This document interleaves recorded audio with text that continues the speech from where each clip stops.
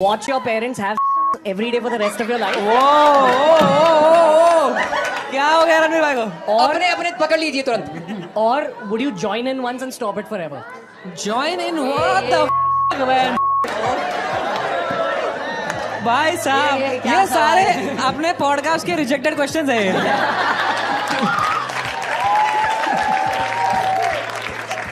भाई mind blowing आते ही What a question, भाई। What a question, मेरे को भाई। लगता था वो तो एक्ट करता है ये वो।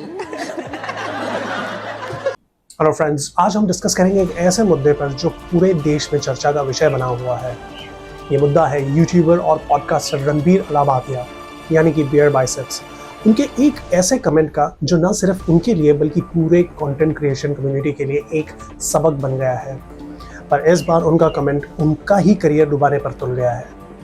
आखिर क्या बोला रणबीर ने जो लोग पुलिस स्टेशन तक पहुंच गए हैं उनके खिलाफ कंप्लेन करने के लिए, अर्नब गोस्वामी तक रिएक्ट करने पर मजबूर हो गए हैं अपने चैनल पर। और क्या ये कंट्रोवर्सी सच में कैंसल कल्चर का एक उदाहरण है या फिर एक वारंटेड बैकलैश? चलिए पूरी कहानी को समझते हैं बिना किसी बायस के, बिना किसी मैनिपुलेशन के। सबसे पहले समझते हैं कि क्या हुआ था। रणबीर अलाबादिया जो अपने motivational, self improvement, multi content के लिए मशहूर है, वो अपने दोस्त समय रैना के साथ इंडियाज़ गॉट लेटेंट में गेस्ट जज के रूप में शामिल थे। उनके साथ साथ और भी बड़े यूट्यूबर्स थे जैसे कि आशीष चंचलानी। इस दौरान उन्होंने एक कंटेस्टेंट से एक ऐसा क्वेश्चन पूछ लिया जो काफ़ी बेहुदा और अनवांटेड था। सवाल था, आप अपने माता पिता को हर दिन सेक्स करते हुए देखना पसंद करेंगे या एक बार उनके साथ जुड़कर हमेशा के लिए ये खत्म करना चाहेंगे?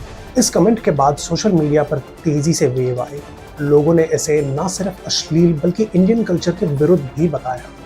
ये मुद्दा इतना बढ़ गया कि मुंबई और गुवाहाटी में रणबीर और शो के अन्य मेंबर्स के खिलाफ पुलिस कंप्लेंट्स भी फाइल हुई। इश्यू के बढ़ने पर रणबीर ने तुरंत एक अपॉलॉजी वीडियो जारी किया।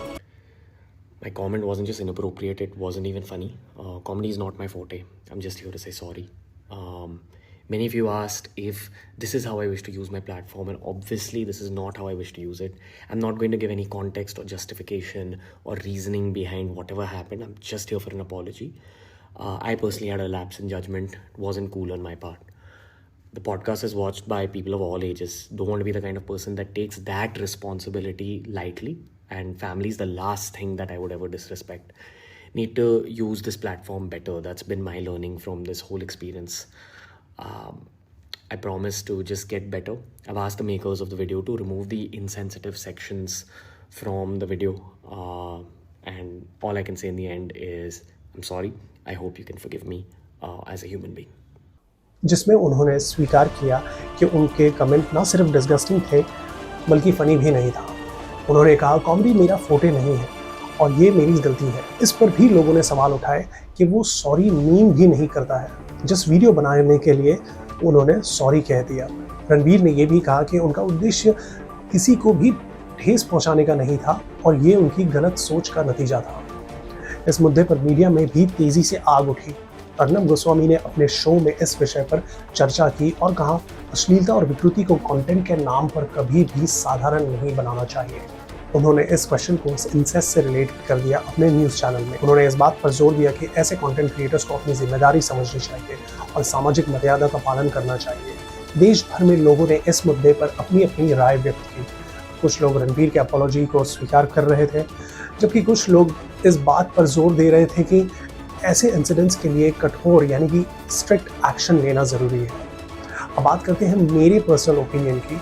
तो मेरा मानना है कि हर कंटेंट क्रिएटर की जिम्मेदारी होती है कि वो अपने कंटेंट के प्रभाव को समझे, खासकर जब उनकी ऑडियंस में युवा वर्ग शामिल हो। रणबीर अलाबादिया ने कमेंट के लिए माफ़ी मांगी, जो एक अच्छा कदम था, लेकिन यह घटना हमें याद दिलाती है कि हमें अपने शब्दों और एक्शंस का ध्यान रखना ज़रूरी है और सामाजिक मर्यादा का पालन करना बहुत ज़्यादा ज़रूरी है, उससे भी ज़्यादा ज़रूरी है। बेसिकली फ्रीडम ऑफ स्पीच का कॉन्सेप्ट एक रिस्पॉन्सिबिलिटी के साथ आता है। आप जो चाहे बोल सकते हो, लेकिन इसका ये मतलब नहीं है कि कोई भी बेहद और अनएथिकल बात एक्सेप्ट की जाएगी। रणबीर के केस में एग्जैक्टली यही हुआ है। क्या उन्होंने फ्रीडम ऑफ स्पीच का गलत फ़ायदा उठाया? रणबीर के पास पूरा हक है जो चाहे बोलने का, पर क्या हर बात बोलना पब्लिकली ज़रूरी है? उन्होंने सोचा कि वो ऐसी बातें करके, कॉमेडी शोज़ को जज करके, रोस्टिंग प्रोग्राम को जज करके वो कूल हो जाएंगे। लेकिन उन्होंने एक अच्छे इंसान का बार बहुत ऊपर तक सेट कर दिया है। रणबीर जैसे इन्फ्लुएंसर्स जो करोड़ों लोगों को इन्फ्लुएंस करते हैं, उनके ऊपर ज़्यादा जिम्मेदारी होती है। तो अगर वो अपनी फ्रीडम ऑफ स्पीच का मिसयूज़ करेंगे तो उनके सब्सक्राइबर्स कम होना शुरू हो जाएंगे, जैसा कि अब हो रहा है। उनके पास करोड़ों सब्सक्राइबर्स थे, लेकिन उनमें से 2.5 मिलियन सब्सक्राइबर्स ने उनका चैनल ओवरनाइट छोड़ दिया। दोस्तों 2.5 मिलियन यानी कि 25 लाख सब्सक्राइबर्स ने उनका चैनल ओवरनाइट छोड़ दिया। उम्मीद है कि रणबीर को इस पर्टिकुलर इंसिडेंट से सीख मिल गई होगी और हम सब भी इस घटना से कुछ सीख पाएंगे और फ्यूचर में ऐसी गलतियों से बचने की कोशिश करेंगे। अगर आपको ये वीडियो इन्फॉर्मेटिव लगी तो लाइक और शेयर ज़रूर करें और अपने विचार कमेंट्स में बताएं। और मेरा चैनल नया है जहाँ पे आपको लेटेस्ट इन्फॉर्मेशन देखने के लिए मिलेंगी, तो कैप्चर नॉलेज को ज़रूर सब्सक्राइब कर लें। मिलते हैं अगले वीडियो में, तब तक के लिए धन्यवाद।